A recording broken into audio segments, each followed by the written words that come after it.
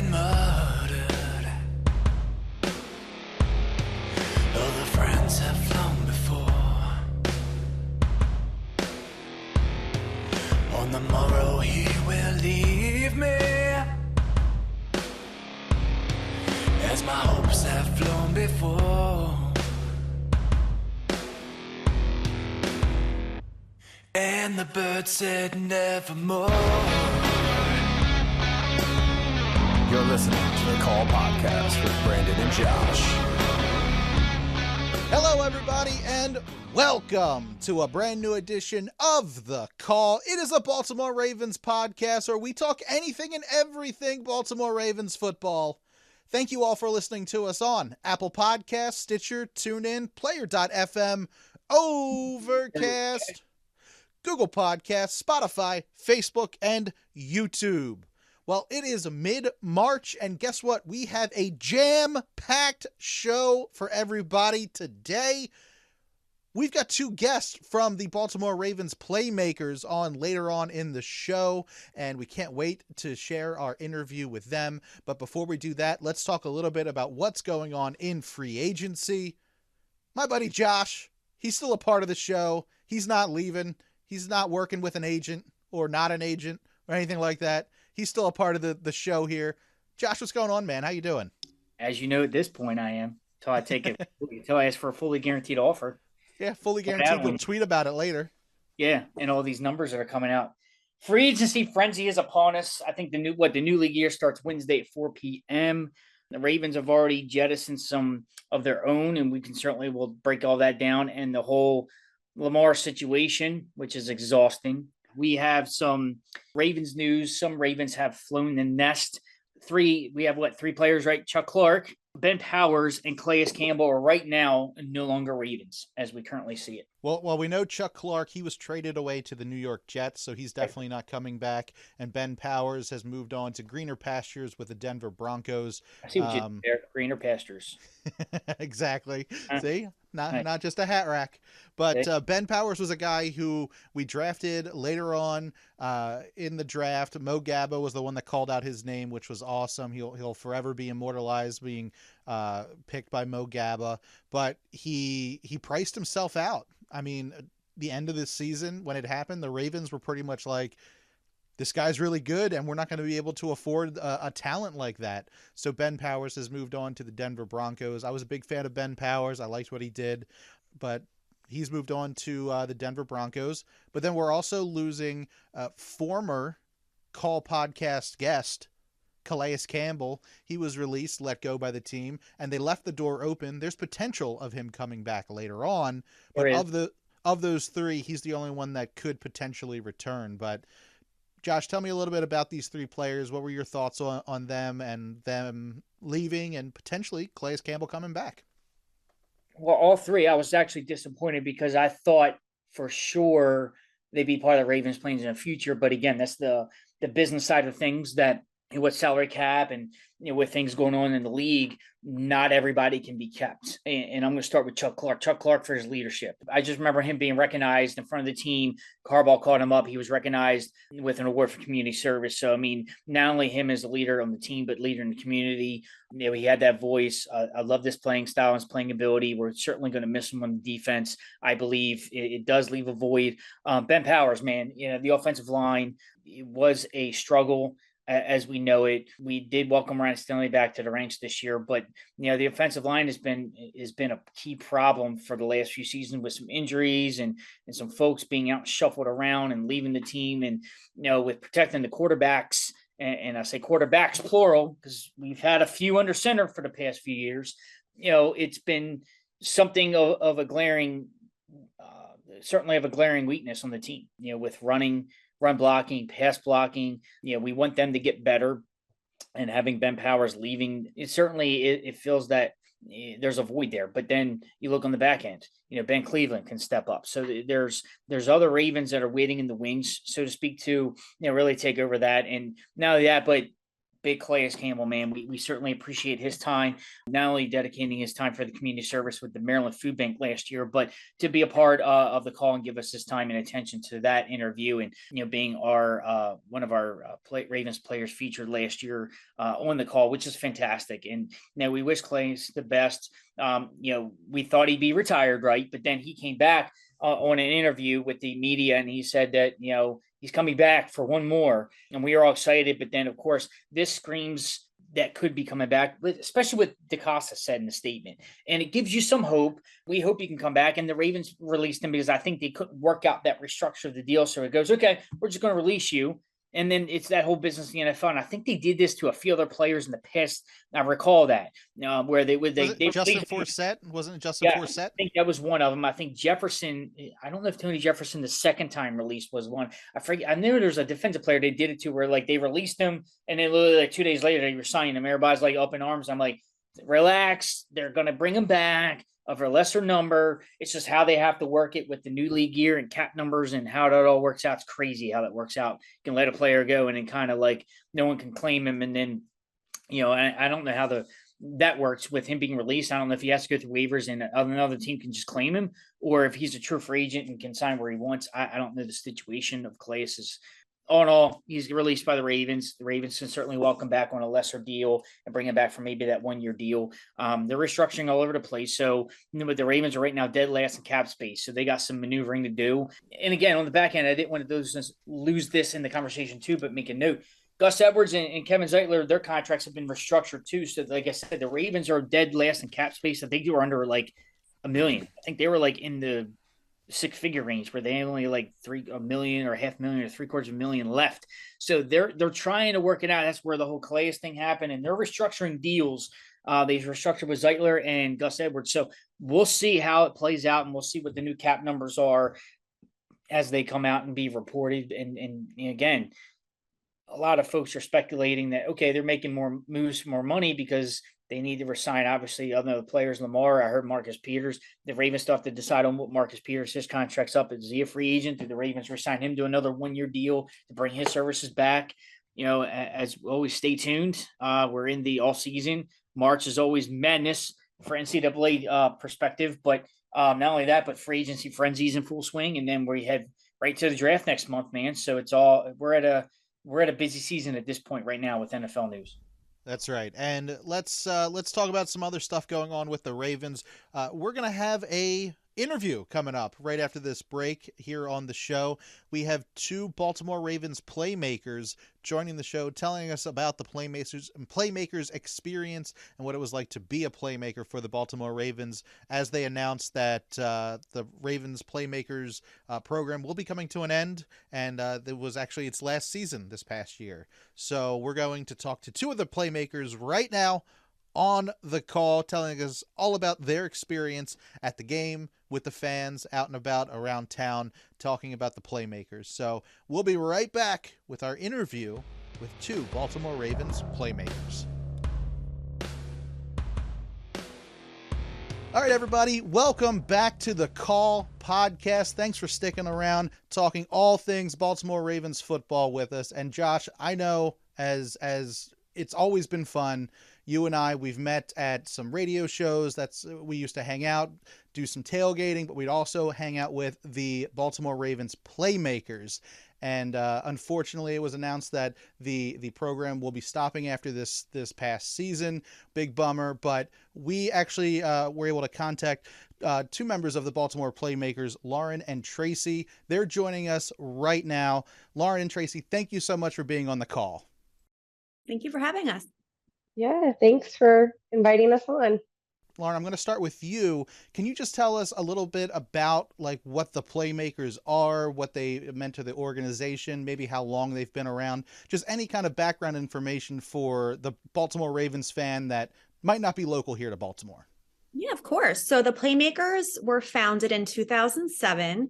So they've had a total of 15 years, and we were the promotional appearance team for the Ravens. So kind of similar, as far as we fall under entertainment, but aside from, or, differently from cheer, where they're more performance based. We were more fan based, communication based. So really up close with the fans, really interacting, engaging with them, throughout the week at appearances where we would raffle off tickets. And then of course on game day, we were kind of all over the stadium. Again, just really interacting with fans. We kind of, over the past few years, we're calling ourselves like the Ravens hype squad, just getting everybody excited, making sure they're engaged in the game and just everything going on. But really safe for serving as the face of the Ravens, if you will. I'm sure you had some crazy stories from the both of you. So can you both share a little bit about your experiences with the fans? Do you have any, memorable moments with the fans? Do you have any of your favorite places that you went when you traveled to do the promotions with the Ravens? Yeah, I feel like with the Playmakers, we had a really great group of fans that knew who we were and wanted to come out to the different appearances that we had throughout the community just to see us. They would come and find us on game day. We had this like core group of super fans that really knew who we were. And I think one of my favorite memories was almost like after I retired from being a Playmaker, was my first game day back, not in uniform. And I still had fans recognize me and like coming up to me and like saying that they still have my autograph card like on their wall or whatever. And I think that's when it clicked for me that like, wow, we really do make an impression for, everyone's game day experiences, or at least those fans that like knew who we were and look forward to seeing us. So that I think touched a really soft spot in my heart and like meant a lot to me that I had, an effect on someone's game day experience. Now, Tracey, were you always a Baltimore Ravens fan? Through and through. I'm a Maryland born and raised. I had moved to Baltimore to go to grad school and just found out about the Playmakers, thought I would give it a try, didn't think I'd actually make it, and I did, thankfully. And then my first game day I had never gone to an actual game. So my first experience going to a Ravens game was in uniform, and I was on the flight deck. And I'll never forget it. Like I teared up because I was just like, wow, like this is just an amazing experience. And then I'm doing it as a representative of, the organization. It was just so surreal. So yeah, will always be a Ravens fan. I'm in Austin, Texas now, but I still wear my purple on Purple Fridays. I'll never a diehard Ravens fan forever for life. Now, the Playmakers, they're very specific. When they go out somewhere, they go to a game or to a bar or something like that, they're always in something like an outfit that's very specific to the Playmakers. You know that they are Playmakers. Can you kind of tell me what it was like after you auditioned, you got the role, you became a Playmaker? What was it kind of like to get that uniform that you're kind of representing the Ravens? For me, it was just I was on the team for 8 seasons, to give you guys an idea. So even like my 7th or 8th season, it was just as exciting as my first, when you would get your uniform. And so you guys know, you get your uniform and then you turn it back in at the end of the season. And that was always like, everyone would get so like depressed and just so sad. Like you wanted to hang on to it and not give it back. But in reverse, when you would get it back, at that first meeting or second meeting of the season, it's just like the best feeling. And I think when you actually put it on, I know I don't want to speak for Tracey or other Playmakers, but for me, it was such an honor, like to not only represent the Playmakers, but the Ravens, the NFL. You think about it, you're representing so many different organizations, and you guys already touched on it, but like our whole job was about the fans and just being able to provide them, with the experience when we were in uniform, even like our philanthropy outfit, which was not as bedazzled as our actual uniform or tight, but, regardless of what we were wearing, just, for people to recognize us and be able to provide them with such a fun, memorable experience. It just was always an honor and just really exciting. Yeah, earning that uniform back was always like, oh, you kind of have this like sigh of relief, like, oh, thank you. You want that spot back, you want that uniform. So did you have to like keep earning? You get, like you said, get the uniform back. So what was that process like? Do you have to like keep reapplying every year and make the team every single year? Yes. So again, like I mentioned, I was on it for 8 seasons. Tracey did a few seasons as well. So like our spot was never guaranteed. So, Wow. I tried out just like any other rookie or new girl trying out. I know that I personally never, you would think maybe after so many seasons, but I treated it like a fresh year every year. And we just kind of, everyone preps differently, but I know, I always wanted to look my best, and it's really about your personality and how you turn it on. And because again, just going back to the fans, it's all about how you communicate, engage. And so just really making sure your personality shined, in tryouts was always really important. Now, did you, depending on who the fan was, I know you guys always treated every single fan with respect, and you were getting everybody to cheer on the team. But like, I can tell you, Josh and I, we would go to, Jimmy's Famous Seafood or Clark Burger or a place like that, and it was more of like a bar experience on a Friday night. But then sometimes on Saturdays or Sundays, the Playmakers would be out at like a family restaurant, and that was actually a way for me to kind of bond with my goddaughter, who was just getting into football. She was 6 or 7 years old, and I was trying to get her to explain what the Ravens were, and I was like, I'm going to take her to meet some of the Playmakers, because she might be seeing a woman who is actually watching football. She might get intrigued by it. She might enjoy it more. Did you guys not treat fans differently depending on like their age demographic, but did you feel like you had like a certain responsibility depending on who the fan was to kind of like get down on their level and talk to them, or hoot and holler if they were having a good time on a Friday night? Like, what was some of the things that you did differently depending on the fan base that you were at that time? That's a great question. I feel like, yeah, like any Ravens fan is obviously going to be someone that we are going to bond with immediately. Kids were like one of my favorite fans to me, and I just feel like you do kind of get down on their level, and it's just like a fun engagement. And I think they look up to you, kind of, you're in this fancy uniform, and they're like, who are you? Or they think you're a princess or whatever, and it's just fun engagement and interaction that maybe that's a core memory for them. But I'm all about matching energies. And I think that what you are asking is kind of interesting, because sometimes I think we would go to a bar or restaurant where people just want to eat and enjoy their meal, and that's fine.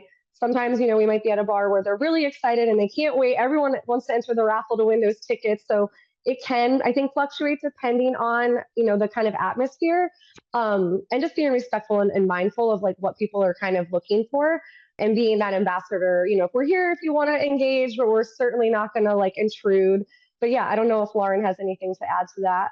A little bit. So obviously I agree with everything Tracey had mentioned, but I think like something that I always like to stress to fans or just friends of mine, like outside of the organization or the team, is that this was actually like a really hard job for that reason, in that you had to adjust to so many different, personality types, age ranges, like you mentioned. And, aside from that, like we would also have to go up to people that we had no idea if they were even a Ravens fan. So talk about just like having to really adjust, and like, they would turn around and you would see like the Steelers shirt or something, and you're like, Uh-oh. Sure, you had fun with that. gotta totally navigate this differently. But I think that was just to mention or to point out for anyone on the team, like such a important quality. And like, it's hard for a lot of people, not everyone can do that. So I think being able to adjust and really like Tracey had mentioned, tailor to your audience or who you're speaking with. But it was fun to have that range though, too, of you're not talking to the same kind of person every time. And, being able, like, it was always rewarding for me, or I'm sure many girls, is to have kind of someone that maybe came off a little standoffish at first, and to have them like laughing and joking by the time you left them. That was kind of always like a personal challenge. I love that. I will tell you that when I did take my goddaughter to meet the Playmakers, first off, let me just say, like, in season, that is what, whether it be just a couple buddies of mine or my girlfriend and I, or if it was something to do with my godkids, it was always like you're checking online. All right, what are the Playmakers? Where are they at tonight? Are they close? Are they somewhere we can go to? When I took my goddaughter and her little sister, it was, I can't remember the restaurant. It was a restaurant in Towson, right by Towson Town Center.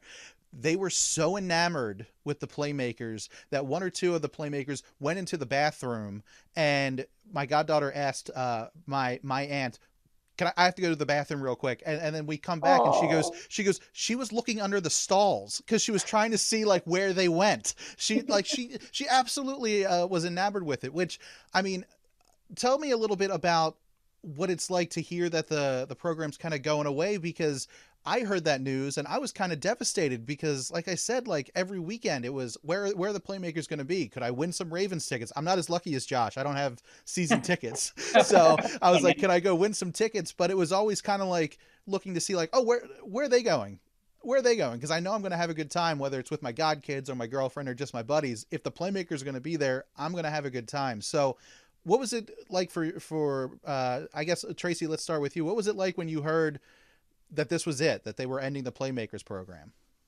I was honestly emotional because was such a huge part of my life. And I wasn't on the team as long as Lauren. I was on the team for 3 seasons, but it's like a legacy that you're a part of. And so hearing that legacy is going to be ending, I mean, and in some form it will carry on. You know, once a playmaker, always a playmaker. But yeah, I just remember looking on the Facebook post and seeing a lot of fans making comments about how they were upset too, because I think we did have an impact on, just the community, not even just the game day experience. So it's sort of like a void almost that's going to not be filled. And, people look forward to seeing us, whether it was at, their favorite local bar, or if they went to go search for us at a, wherever location we were going to be at. So they could enter a raffle or just to say hi or whatever that looked like. And then to come and find us on game day, they're not going to have that experience and that kind of tangible, relatable aspects that I think we did bring to the organization that not every NFL team has. So I think that it was unique for them to be able to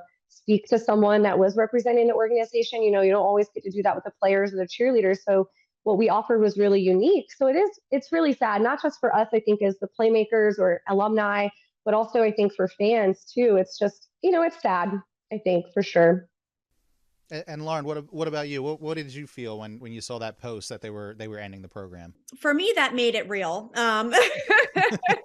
So I think I'm still in a little bit of denial, but I echo a lot of Tracey's comments in that I think for me, it's heartbreaking and it's a little not frustrated. I mean, it's frustrating, but more of like, I just feel like we have so much unfinished business. Like we were just kind of really getting rolling, and Tracey touched on the community aspect, and even going back to like you mentioning your god kids and them, I think just being able to be role models and the impact within the community, like that was something that was really important to us on the team. And I feel like we were really, again, making headway with that. So to kind of have this, like, feel like we had so much more to offer, it's a bummer. But I think, again, as Tracey had mentioned or touched on, is that we do hope to still be out there. And, I'm hoping to transition a lot of, what we were doing as current Playmakers into alumni, so we can still have that community aspect and still kind of carry the legacy that we had. But definitely it's sad for sure. And again, the fans, I'm bummed that, because I know we had our own fan base we established over the past 15 years. So,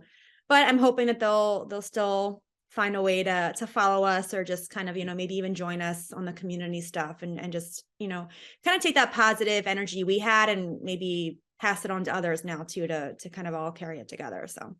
Absolutely. It's all about the experiences that we pass down, and we'll never forget those. And I kind of want to talk a little bit about some of the things that you mentioned. So Tracey, I'm going to start with you here. When this first came out, I saw your reaction, right? And I read that, and I was interested to learn some accolades and some of the things you said. A couple of things is, you mentioned that you're Rookie of the Year. I think it's very phenomenal that I didn't even have an idea that the Playmakers even did things like that. So like to even have an award of Rookie of the Year is fantastic. So certainly want to hear your thoughts on that. And then also something that you said being a playmaker was easily the best time of my life. And I want to understand a little bit more about that and share with us what that meant to you. Every year at the end of the year, we have a banquet, and there are awards that Playmakers are able to win, whether it's Rookie of the Year or Playmaker of the Year, MVP, Unsung Hero. And it's just a nice way, I think, to acknowledge the work that you've kind of done, because you can show up every day, but if you are someone that you can always rely on and you're a great team member, or you're someone like Lauren always was someone that I looked up to because she was doing so much more and she always went above and beyond. So, before I became a Playmaker, I kind of stalked some of the girls that were on the team. And so to even get on the team, I was like fangirling, because I was like, wow, these are girls that like I really wanted, that I wanted to emulate. And so for me it's a peer, your peers vote on these awards. And so for my peers to have given me the award of Rookie of the Year, I think there were 11 rookies that year, was shocking. And it meant so much to me.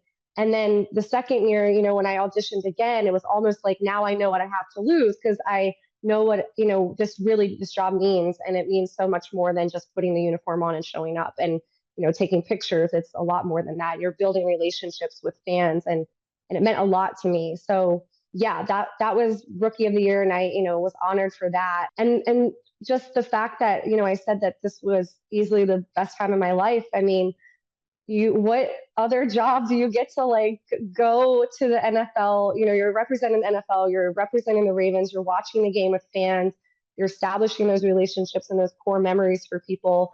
And I mean, there's no other comparison. It was just so much fun. The bonds that we had with it as our team are unforgettable. Like I've created memories and friendships with people that I wouldn't have otherwise. And then, like I said, relationships with fans that I still keep in touch with.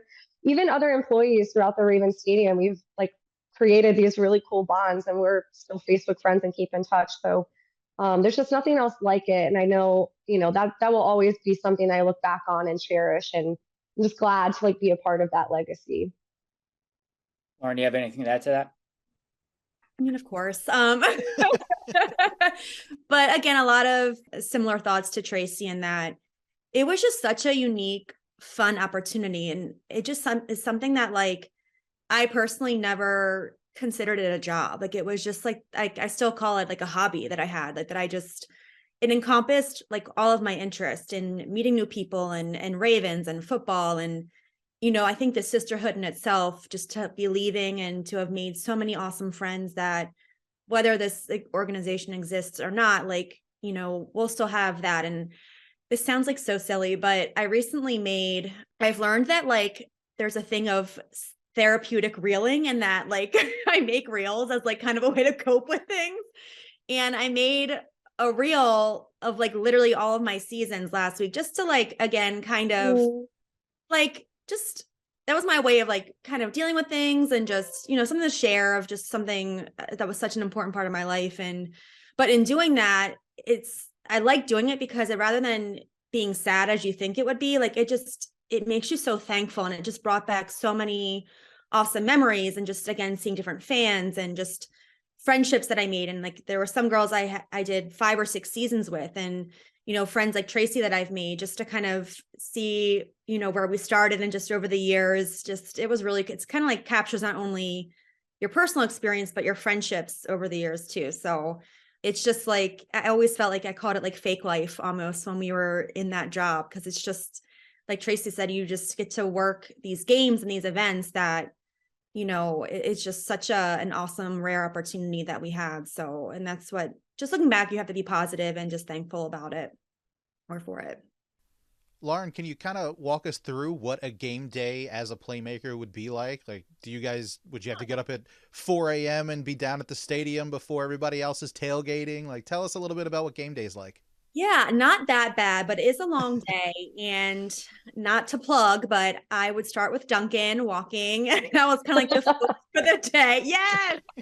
That was definitely what made us or helped us survive the day. But we would get there about 4 hours or so before and just kind of hang out in the locker room. We had our own locker room the first few seasons, and we were sharing with another entertainment group the past couple of seasons. But that for me was, and I'm sure like Tracey, many girls, like, although it was a long day and you were there so many hours before, that was like our downtime. And we just, what's like when we did the most bonding was in the locker room and just kind of like being goofy. But from there, that's when we would kind of, get ourselves together, ready for the whatever assignments we had that day. And from there, it would just be, as soon as you left the locker room, it was, again, all about the fans. And we would be in different areas a couple hours before kickoff, interacting, engaging. And then once kickoff or the game started, we would be primarily in the flight deck or bar 75 area, or also walking around club level. Again, just really interacting with fans, helping with live shots. It was good. Like we had a good mix of what we did on game day, which also kept it, it didn't make it seem so long because you're kind of doing different things, but really the main focus was just, again, hyping up the fans and engaging with them. Tracey, what was your favorite, a day game or like a primetime under the light game? Well, there's nothing like a night game. Right. I mean, hands down, the vibe is just so much. I love a day game too. Don't get me wrong, but there's just something different about a night game. Always. I wish they were all at night. Uh-huh. If I had my choice, I would make every home game a night game, but I know a lot of folks wouldn't like that.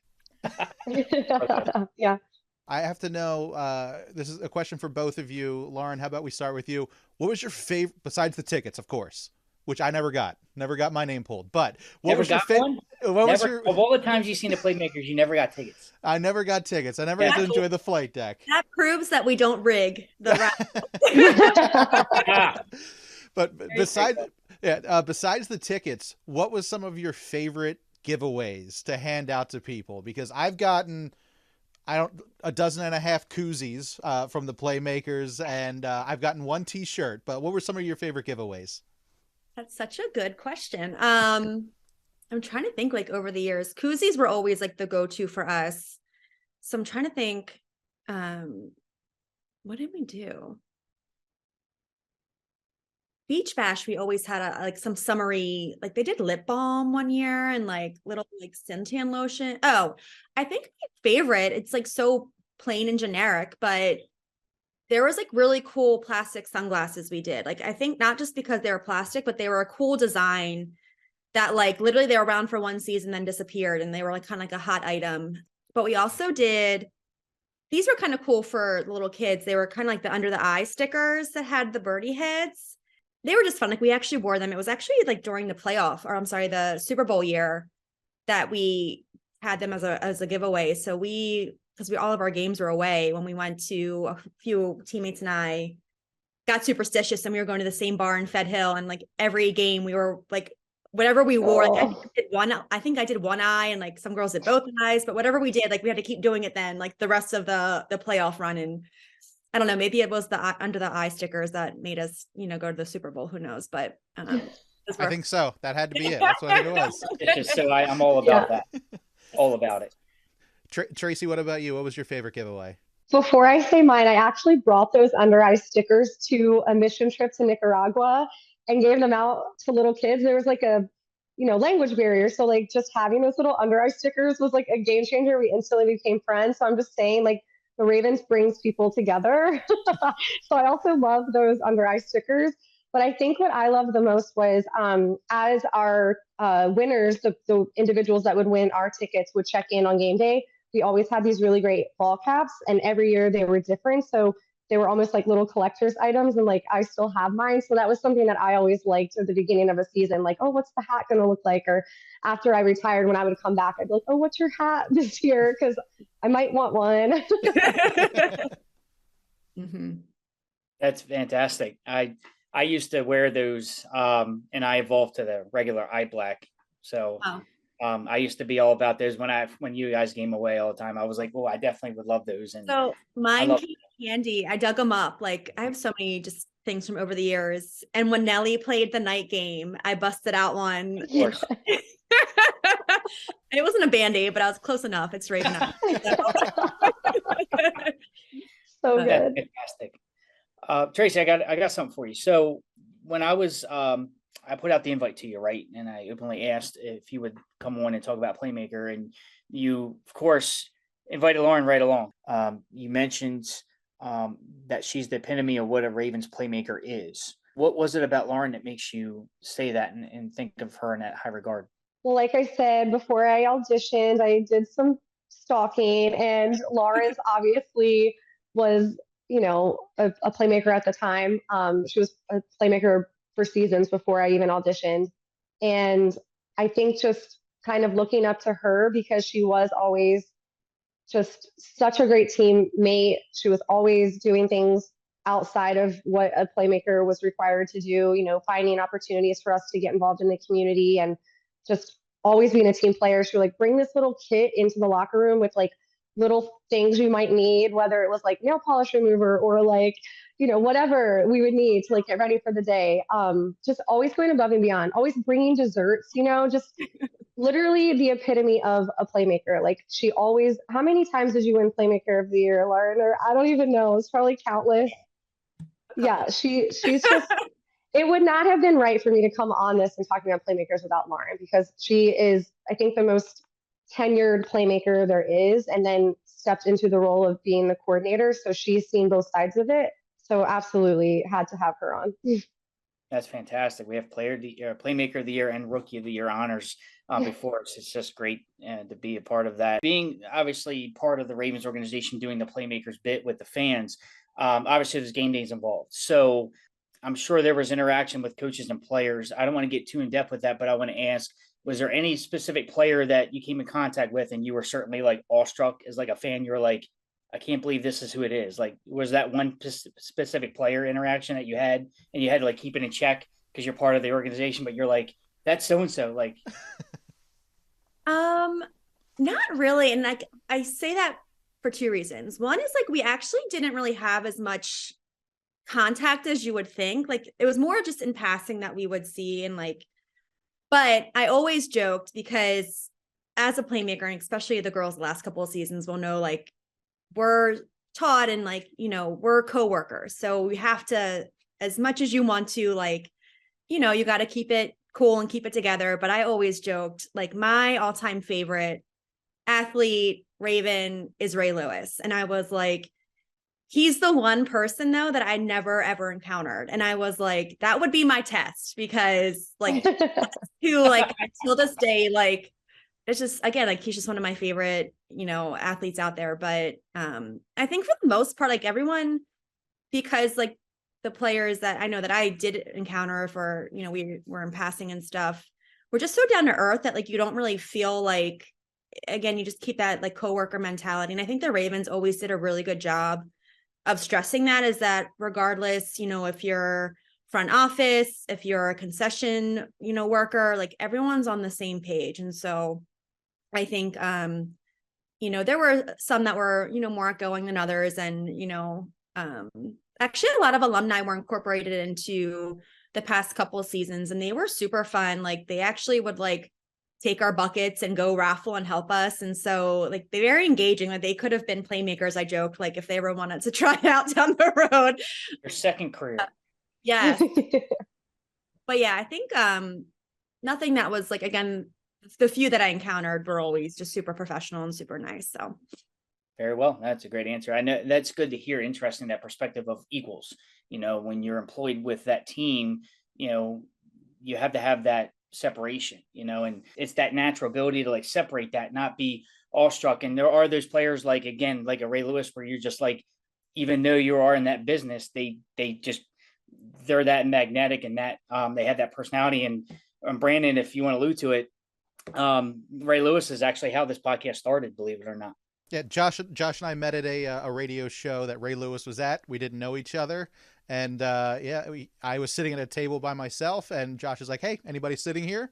And I'm like, "No, have at it." And that's how we became friends. And a week or two later, I'm like, "Hey, I got this idea for a podcast. Any chance you'd be free and would want to talk to the Ravens to me for about 20 minutes a week?" And he was like, "Yeah, I'd love to do that. That's great." That's awesome. And our first year was the Super Bowl year, which was fantastic. We covered it in 2012. So, speaking of that, did the Playmakers ever have the opportunity to go? Like, were they a part of that Super Bowl trip or celebration at all? Or no. So a couple of our friends went on their own, like for fun, but we had events going on in Baltimore that we actually had to work, like the pep rallies and the Purple Fridays. Which like at first we were bummed, you know, like obviously it would have been fun to have gone to New Orleans that year. But I think if was somewhere else I would have rather been, if it weren't there, it was Baltimore. Like it was just that's still like till this day is my absolute favorite season. Like, especially that last month or so of just like each game was just like a nail biter. And like, it just like, we had not no right, but like no one thought we were going to win the Super Bowl that year. So it was just like literally like a miracle season, like how it ended. But yeah, so I don't know, it was a bummer not to go, but I think being here and being with the fans and even like the photos I still have on my phone, I'll look back and I'm like, that was like a crazy couple of weeks here in Baltimore, but it was so fun. Everything about it was awesome. Well, hopefully we have another parade soon here in Baltimore. And Tracy, I hope if there is a parade that you get to come back from Texas to be there for that Baltimore parade after another I Super would Bowl fly win. in. Yes. Hey, Tracy, you're being in Texas. How do you connect with the Ravens? Do you get the games at all out there? Do you pay extra for the Yeah. package and all that? I Or actually found a Ravens flock here. There is a what? local bar not far Okay. from me, and every single person in there is a Ravens fan, and we do all the chants and everything. And I went for the first time, stumbled in by accident almost. It was like the universe sent me there because it was where I was supposed to be, and I found my little family. So I'm very, very grateful for that. Because when I first moved here, it was hard. Like I still wanted that community, and that was one of the things I love so much about Baltimore. So to find that, I was like, okay, these are my people. That is wonderful. See, Ravens Hmm. flock worldwide as we know it. Yes. And, do have a hard hitting question for you. I wanted to save this for one of the last ones. Me and Brandon always have a war with this one, and I know wings are a big part of football and consumption. He's already shaking his head. Me and Brandon have this whole warring back and forth with our dipping sauce. I'm a blue cheese guy. Brandon's a ranch guy, and we war constantly on this. So I want to ask you, ladies, with your wings, is it ranch or blue cheese? Ranch. Thank you. Thank you. Jeez. We're torn. Oh, it's still torn. Oh, wow. Okay. Yes. Even Steven. It's funny. I'm a ranch girl, but not with wings. Mm. No. Yeah, Josh needs Hey, up. the call and the playmakers split. Ranch and blue cheese down the middle. Okay. I just want to. I've been trying to get Josh because I'm Team Ranch all the way, but I'm still trying to get him to try the ranch ice cream that was just put out recently, and he won't do it. No. Oh my goodness. Is it good? Have you had it? I'm not going anywhere near it. Look, Mr. Ranch doesn't like try ranch ice cream. Come on, man. You're hardcore. You got to do it. Yeah. All right. Well, Josh, you got any other questions? No, ladies. No, Okay. this is all I have for this evening. It just was a great pleasure to get a chance to chat with you both, learn a little bit about the Playmakers. I learned a lot this evening, just in our conversation. It is sad that they're sunsetting the program.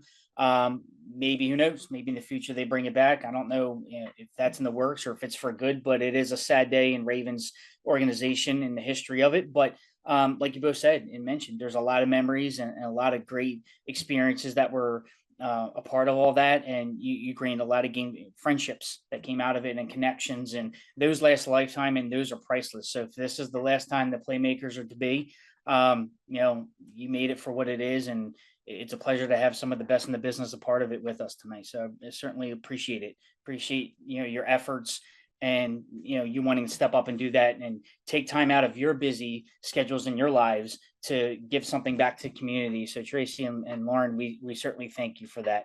As fans, but being part of the community in Baltimore, it's awesome.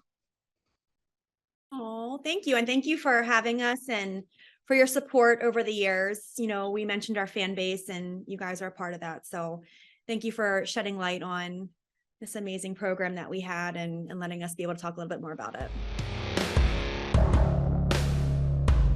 All right, everybody, welcome back to the show. Big, big, big thank you to Lauren and Tracey for being on the show today. We really enjoyed our conversation with them, telling us all about the Baltimore Ravens Playmakers program. Josh, man, I know they said like they're moving on to other things and whatever else, but I'm still bummed. We had some great times with the Baltimore Playmakers throughout the years, but I'm sorry to see them go away. But it was great to talk to Lauren and Tracey. Thank them again, absolutely, for being a part of the show. We really enjoyed our conversation with them.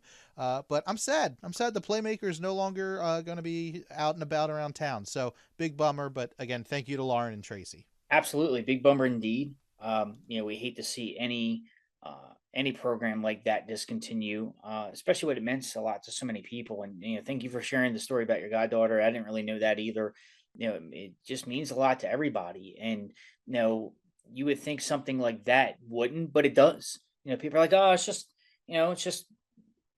Playmakers going around giving stuff away, giving out tickets. Like, you don't think there's an impact, but there's real stories behind that. And I really think Tracey and Lauren for giving us insight to not only the program, but what it meant to them. what it meant to all of us too. It's just great to share those experiences, share the stories, allow them the platform to share their insights. And we thank them both dearly for, taking time out of their schedules to, share it with us on the call and share it with the call faithful. So we certainly appreciate that, getting it out there. And, who knows, maybe there'll be other programs like that in the future that spawn out of the Ravens organization. Who knows? But after 15 years, bittersweet, it is ending, and we'll see where he goes from here. Absolutely. So, Josh, have we covered everything for this episode of The Call? Absolutely, man. Quote the Raven, never mo. All right, everybody. Well, if you would like to continue the conversation with Josh or I, you can. It's real easy. All you have to do is tweet to either one of us. You can tweet to me at Brando Cash. Josh, where can people tweet to you at? Always at Italian GQ52. And if you're new to the show, we are also on Discord. Discord.gg/The Call Podcast. Join our server over there. There's a tailgate chat. There's a flock feast, game day stuff. Whenever news is breaking, we will share it over on our Discord, and we love having some great conversations with our friends over there. You can also check us out on Facebook, facebook.com/The Call Podcast. Like us over there. Whenever a new show comes out, you'll be the first to know, and you can listen to the show directly on our Facebook page. Now, we do the show for free. You listen, stream, and download for free on Apple Podcasts, Stitcher, TuneIn, Player.fm, Overcast, Google Podcasts, Spotify, Facebook, and YouTube. All we ask in return is for you to please spread the word about the show. Write us an Apple Podcast review, rate us over on Spotify, and let people know on Facebook and Twitter and Tumblr and Pinterest and Instagram and Reddit and Snapchat and Twitch and TikTok and Hive and Discord. Anywhere you're social on the web or with your phone, say, I'm a Baltimore Ravens fan, I listen to The Call, and you should too. So that is pretty much it for the show this week. Josh, take us out the way you always do. You bet, man. Absolutely. And we had full steam ahead into free agency frenzy on the NFL offseason. The draft's coming up. We have a lot of news waiting to happen. We're anxiously waiting on that whole Lamar bid. It's been a topic of discussion, I feel like, for every day now. I think I get a new Lamar topic thrown at me, a new question. We think about this. I'm happy to talk about it. I'm not saying I don't. It's just the whole situation is exhausting enough already. Like, do something. But as we alluded to, and again, thank you again for our dear playmakers, Tracey, Lauren, for joining the call. It's been an absolute blast on the show, and kicking off 2023, all full steam ahead here on the call. We certainly appreciate all the call faithful, and I can't wait to see what's in store for us for this year. So any late breaking Ravens news, of course, anything that's worthy of it, obviously we're going to do something about it and call it a podcast. Me and Brandon are going to get together and chat about it, and we appreciate all the interaction to everybody. So with that being said, let's look forward to many breaking Ravens news that's going to be happening over the next few weeks, especially leading up to the NFL draft. Stay with us. We're just getting started here in 2023. Baltimore Ravens, how about it? Let's fly high.